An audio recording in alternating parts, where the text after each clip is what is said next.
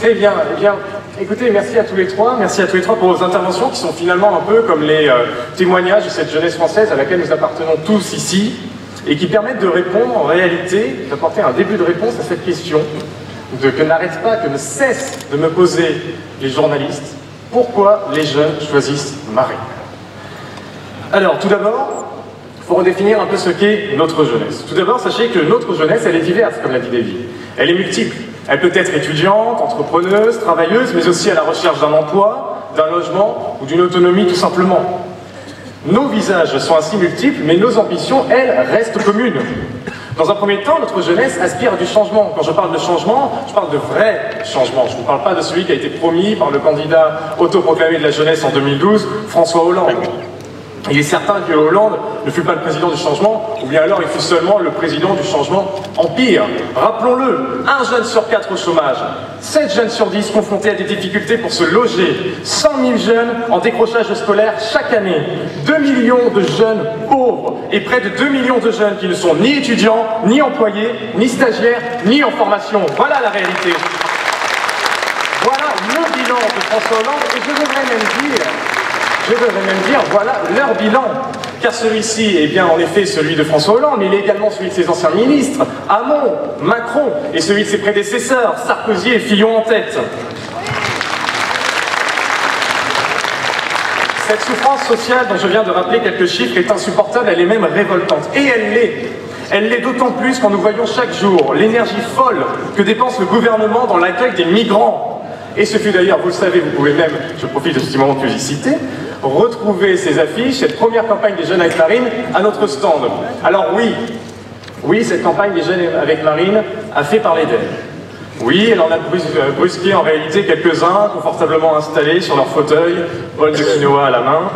Oui, elle a sollicité la plume de dizaines de journalistes hurlant à la tox, au mensonge, au fantasme, etc.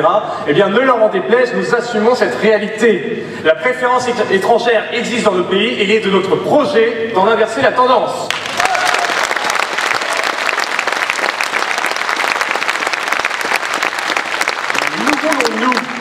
Jeunesse de France, nous voulons, nous, que le gouvernement à venir mette en œuvre cette même énergie dans le développement des aides financières et humaines, par exemple, accordées aux associations mobilisées dans la lutte contre l'isolement, aux aides sociales à l'enfance, les ASE, ou encore aux maisons de l'enfance, par exemple.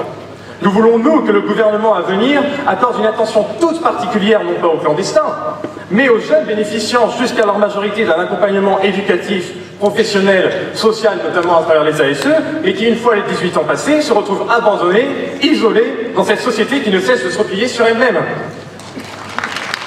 Voilà des combats à mener. Voilà des combats urgents à mener pour la solidarité. Voilà les combats que mèneront évidemment Marine et son gouvernement. Je le disais, la souffrance sociale, qui est celle des jeunes en France, et malheureusement nous savons que celle-ci ne touche pas que les jeunes, cette souffrance est intolérable. Et en cela, au regard de cette réalité, le projet de François Fillon est tout simplement indécent. Oui, son projet de saccage social est une honte. Les jeunes veulent du boulot, il propose de faciliter le licenciement. Les jeunes sont de plus en plus pauvres, il veut augmenter la TVA. Les jeunes n'arrivent pas à se soigner correctement et ont de plus en plus souvent recours à l'automédication, faute de moyens, faute de mutuelles étudiantes efficaces. Il veut mettre fin à la sécurité sociale. Oui, ce projet est donc une honte. Et notre jeunesse, dans sa diversité et sa globalité, s'y opposera d'une seule voix, comme elle l'a fait contre la loi travail.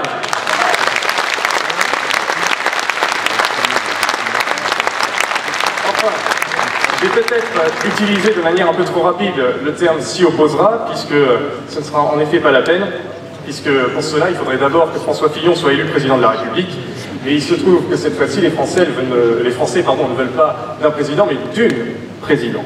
Et pas la peine de préciser que je ne parle ni de Rochelle Cassel, ni de Nathalie que ce soit Morizet. Enfin, pour finir de répondre à cette question initiale sur les raisons qui amènent tous ces jeunes, et je sais qu'il y en a encore plein d'autres aux quatre coins de notre territoire, à choisir massivement Marine, je finirai sur quelque chose de simple et qu'il faut sans cesse rappeler. Sur cette ambition, cette volonté, ce désir profond de refaire France, d'être fiers de ce que nous sommes, fiers d'être français, fiers d'appartenir à cette histoire et celle de l'histoire de France, et fiers de contribuer à l'écriture de celle-ci. Nous sommes, oui, nous, fiers de chanter la Marseillaise, fiers de brandir le drapeau tricolore, fiers d'être des patriotes.